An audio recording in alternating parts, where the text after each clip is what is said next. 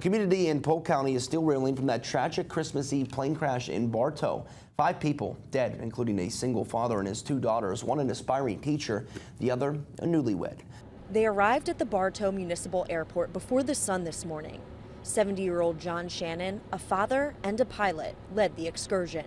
He brought gifts, and this was cookies for the staff here. John, his 2 daughters, 24-year-old Olivia and 26-year-old Victoria.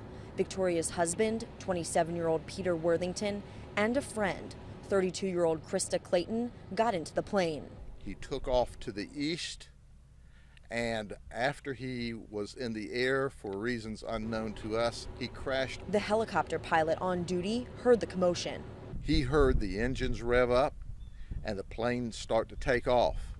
He then heard the pitch of the engines change in volume, and then shortly thereafter heard the crash. The plane, a Cessna 340 twin engine, caught fire. When you look at the crash, the only thing that you can say is nobody suffered.